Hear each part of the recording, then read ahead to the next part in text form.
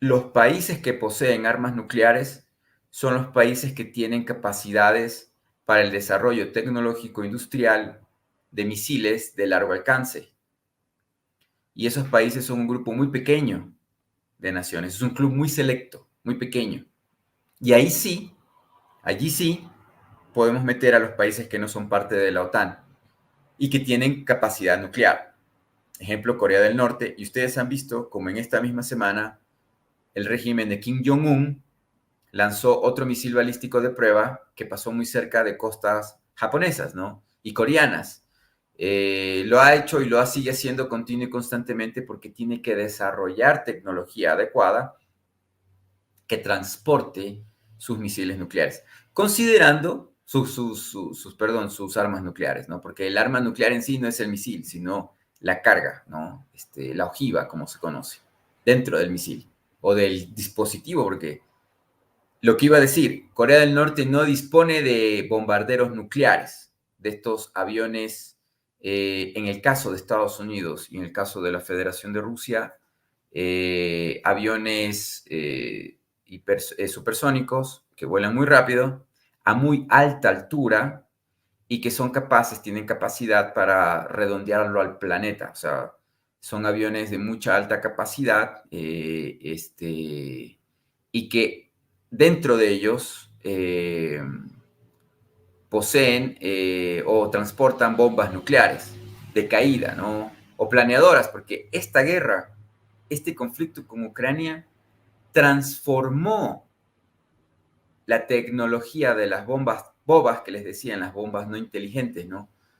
Las que se lanzan por bombardeo, que caen según las coordenadas que los pilotos de estos aviones utilizan. Una técnica desde que se utilizan aviones en conflictos militares, ¿no? A comienzos del siglo pasado. Pero eso evolucionó porque ahora tanto la OTAN como la Federación de Rusia han integrado a las bombas no inteligentes drones o los han convertido en lo que yo llamo como los Lancet en munición merodeadora. Aunque la diferencia, que estas bombas se llaman o se denominan más planeadoras y se direccionan en el caso de los rusos por el sistema GLONASS, que es el sistema de ubicación satelital, y en el caso de los de la OTAN utilizan el sistema GPS, ¿no? ¿Por qué desarrollaron estas tecnologías? Justamente para esto, para tener inteligencia de cómo maniobrar y utilizar sus armas de destrucción masiva a nivel planetario.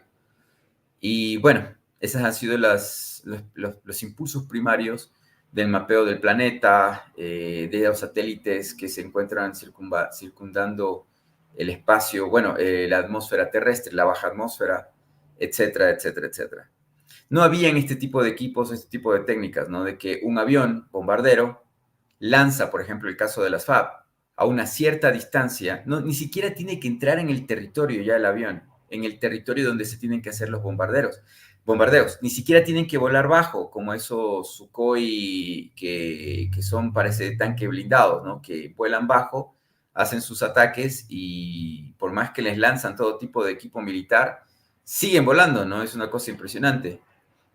Tecnología del siglo pasado, pero en el caso actual, la guerra ha provocado la innovación y la adaptación, y las bombas ahora planean, y como las JDAM de Estados Unidos, que sería la versión de la bomba masiva, no nuclear, y en el caso de los rusos están usando la FAB, tienen otras que no están usando, pero han aplicado esta técnica de ponerles un equipo, un dron, un planeador, que puede incluso maniobrar y direccionado por esta tecnología satelital y da en su blanco con mucha precisión, ¿no? Esas cosas ocurren hoy en día y ahí te das cuenta tú de la alta adaptabilidad de las industrias militares de estos países, ¿no? ¿Qué pasaría si se integran estos dos países en una guerra mutua nuclear? Van a ir desde las bombas más pequeñas, ¿no? Las tácticas para destruirse mutuamente, para por último y terminar con los ICBMs, ¿no? Con los famosos misiles intercontinentales, como el caso de los rusos que tienen el Satán, y que dentro de cada uno de estos misiles hay otros misiles adicionales. O sea, son como las bombas de racimo. Una vez que vuelan, que se van hacia el espacio a la misma altura de los satélites, la órbita baja, se subdividen y pues llueve o lloverían misiles terribles, ¿no? Gilberto Pérez Meléndez dice, y esa es la encrucijada en la que está la OTAN. No puede escalar el conflicto sin destruirse ella misma y a otros, y a todos. Es casi la extinción de la humanidad. Pues sí, eso lo hemos dicho aquí, no sé, 200 veces, 300 veces. Y es lo que yo rescato del fin perdón que me pase a otro escenario, otra cancha, otro escenario, es el fin de la conclusión, el análisis final del candidato Trump en el debate que se hizo hace poco, en el que él mencionaba y decía que a la señora Harris nunca se le escuchó una alternativa a la guerra, una alternativa a encontrar la paz. Y lo vuelve y lo menciona en varias ocasiones. Estamos hablando de países o de naciones que tienen armas nucleares, que pueden devastar y destruir. Y eso lo repitió 2 o 3 veces Trump. Y en eso fue muy claro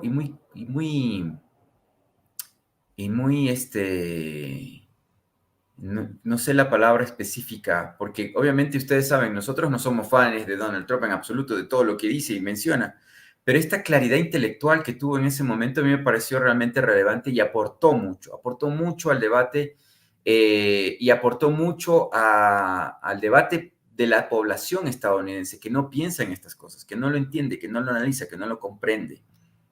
Y ojo que si bien es cierto hemos hecho el análisis de que Rusia ha tenido falencias con su control antiaéreo, los famosos Patriot que han sido otorgados tanto por naciones de la OTAN, de Europa, como de los mismos Estados Unidos, los Patriot en este conflicto han sido destruidos, en su gran mayoría. Y ojo, que ahora vamos a entrar al campo de Kursk y del potencial avance o el intento de avance de los ucranianos por la frontera del norte de Kursk, tratando de abrir una brecha, un camino, y que han buscado a través de esa pequeña frontera, porque tampoco es un territorio muy grande, ¿no? Son en máximo 30 kilómetros cuadrados, tratar de introducir, de meter equipo antiaéreo, o sea, armar, provocar una base, una estructura militar para hacer muy casi imposible sacarlos de allí, ¿no? Entonces, por eso han obligado la acción ucraniana a que la Federación de Rusia tenga una ofensiva contra la invasión de Ucrania a través de Kursk, porque lo que estaban haciendo era cercarlos, como lo ha hecho Rusia en Siria, perdón que me vaya a otro escenario, a otro mapa mental, a Idlib, en donde tienen un cerco a los radicales armados por la OTAN en Idlib. Del norte habían llegado a un acuerdo con Turquía para cercarlos en su frontera y por el sur tienen una bolsa creada allí. Eso es lo que han hecho en Siria con mucho éxito. Y lo que planteaban era, su doctrina militar era crear un cerco, una nueva frontera, un límite, para que Ucrania no avance, esperar al invierno y en el invierno expulsarlos. Porque así evitabas las muertes de tus soldados, ya que están ocultos, están escondidos los equipos militares de Kiev tratando de hacer emboscadas, ¿no? Y obviamente lo que parte de la doctrina de la Federación de Rusia, como ustedes habrán visto durante todo este conflicto, es ganar con el mínimo de bajas posibles. Eso es algo que desde que empezó el conflicto se ha intentado, se ha procurado, porque las bajas no provocan buenos votos, las bajas no provocan popularidad, las bajas podrían destruir todo el proyecto que significa o que ha sido la lucha de Putin durante estos más de 20 años de hacer la Federación de Rusia como este grupo de San Petersburgo ha trabajado por tantos años. Entonces no van a claudicar ni van a permitir que eso caiga porque definitivamente los ucranianos, que sí están poniendo muchas bajas, y que hay un último informe de más de 12.000 muertos solamente en este tema de Kursk,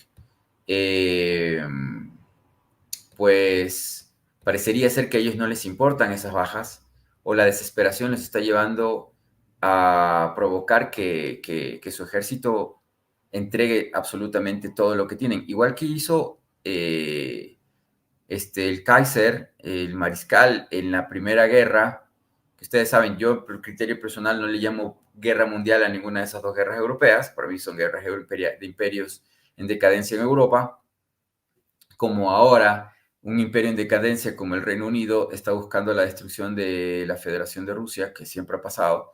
Pero en aquellos tiempos de esa famosa Primera Guerra, Alemania envió a morir a una buena parte de su población, lo que en esa época era Alemania, ¿no? A tal punto de que su derrota, su rendición, fue definitivamente porque se estaba quedando sin población masculina. El Instituto del Estudio de la Guerra, les voy a leer lo que ha publicado el día de hoy, justamente, y hay que decirlo, los medios de Europa que nosotros seguimos también para corroborar la información del otro lado dicen que Ucrania está haciendo excelentemente su trabajo en Kursk y que incluso ha logrado avanzar y ha roto o ha destruido los cercos antiblindaje, antiblindados que Rusia ha puesto en toda esta área, ¿no?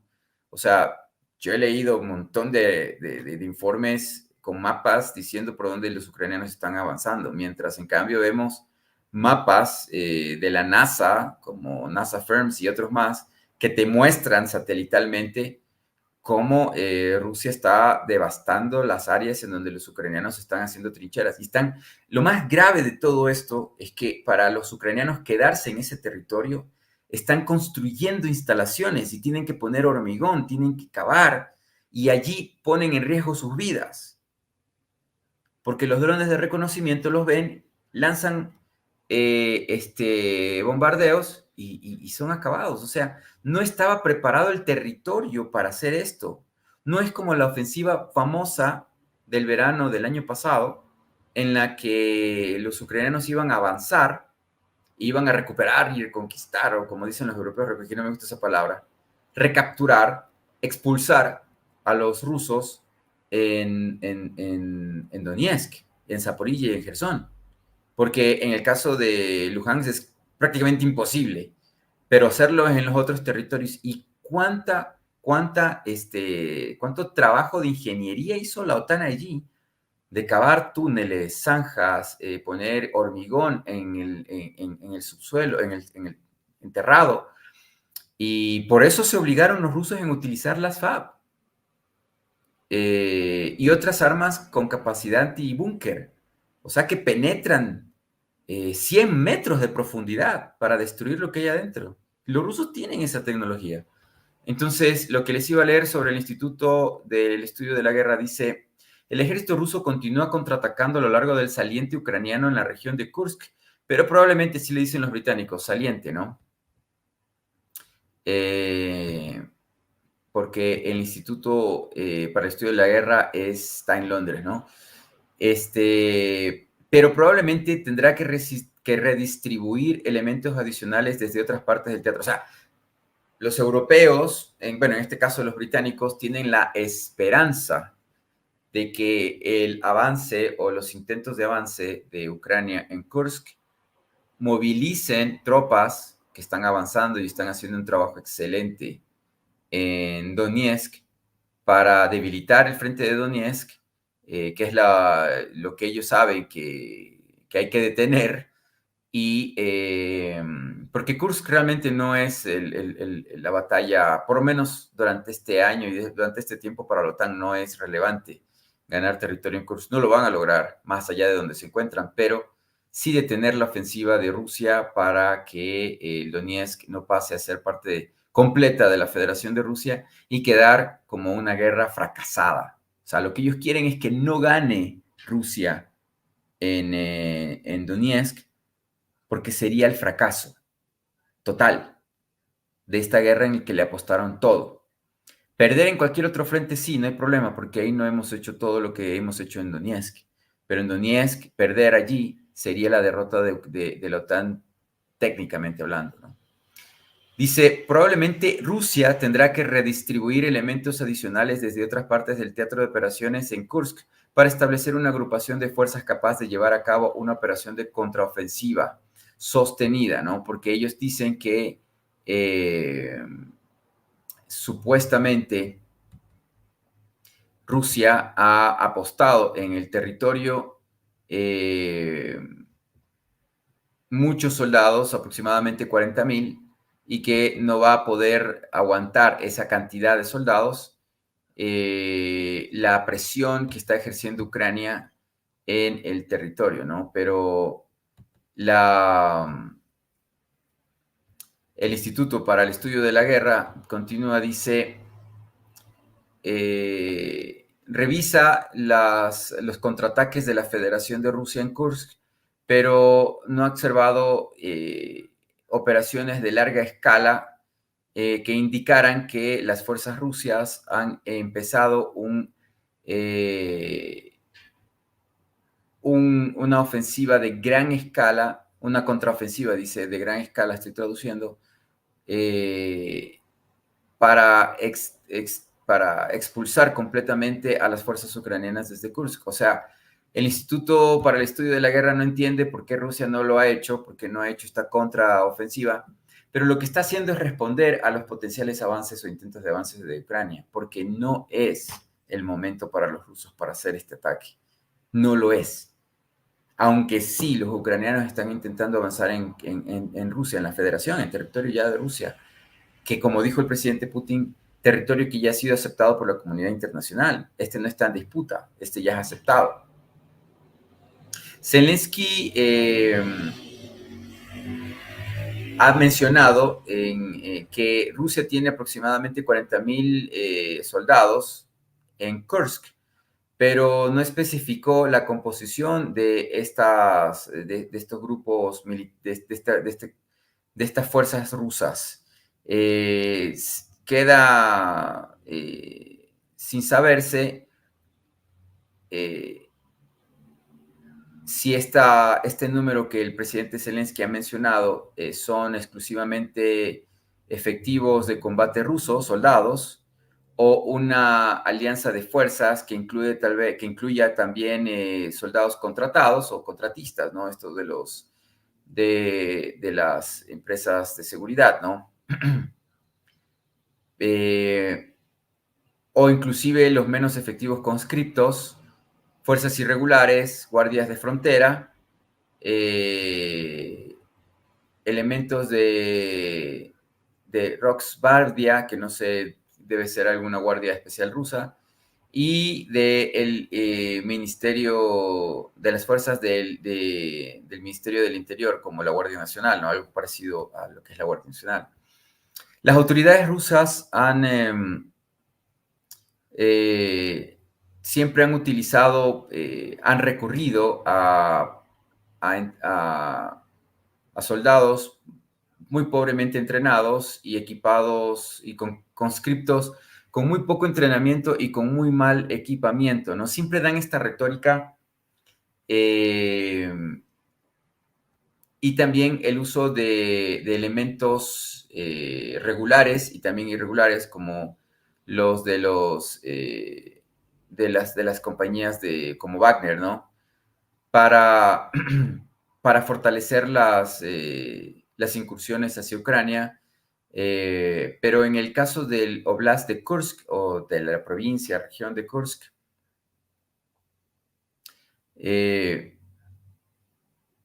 es muy probable de que la Federación de Rusia no vaya a utilizar fuerzas dentro de esos 40,000 que sean en su mayoría combatientes con unidades de combate con mucha experiencia, ¿no? Lo cual es estúpido, no es tonto. ¿Cómo pueden pensar o analizar o creer que un país que ya ha tenido conflictos militares durante todo el periodo de tiempo del presidente Putin, ustedes saben, Georgia, Siria, con mucho éxito, por cierto. Tienes el tema mismo de estos 2 años y más de guerra. en el Donbass, y dicen estos británicos que los rusos no tienen suficientes soldados con experiencia en guerra. ¿Estamos locos todos? ¿O esto es simplemente publicidad? Esto es simplemente mentir y engañar, ¿no? Para ir terminando, lo que dice el Instituto del Estudio de la Guerra, que está en Londres, el mismo que también hacía unos análisis terribles del conflicto en Siria. Bueno, como decían ellos, piensan que no va a ser muy probable de que Rusia tenga la capacidad de utilizar soldados que tengan experiencia en combate. Que ya, porque estos soldados con experiencia se han concentrado en una sola área, especialmente, como ustedes saben, en el área de Donetsk.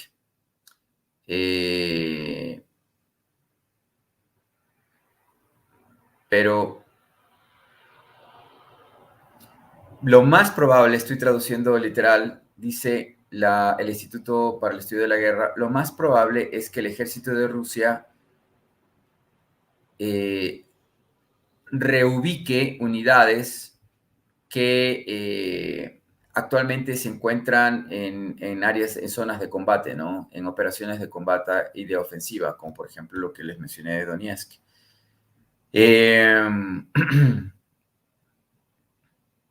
O tal vez utilice reservas operacionales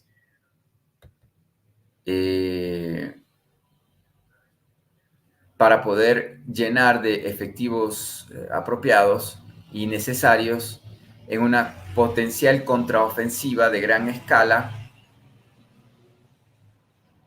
y obviamente luego proteger la frontera, que recuperen de potenciales incursiones de Ucrania en el futuro, ¿no? Eso es lo que mencionó el Instituto para el Estudio de la Guerra. Pero bueno, hay demasiados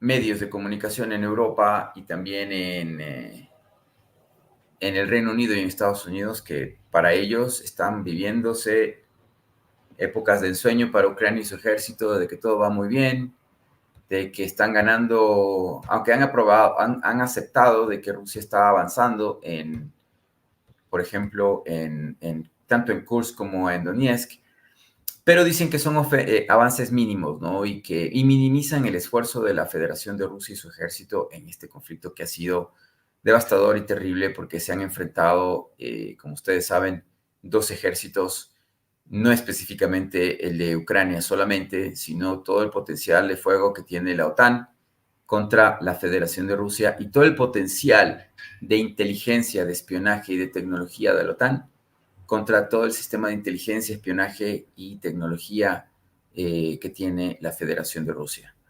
Mi criterio es que hasta ahora no lo han hecho mal y que las aseveraciones de estos centros de pensamiento, tanques de pensamiento de Estados Unidos, Reino Unido y todo eso, se equivocan y se equivocan terriblemente, ¿no? Como en el comienzo del conflicto, en el 22, escuchábamos a estos grandes análisis generales retirados de Estados Unidos diciendo que Rusia la tenía perdida por todos los frentes, y se equivocaban estrepitosamente.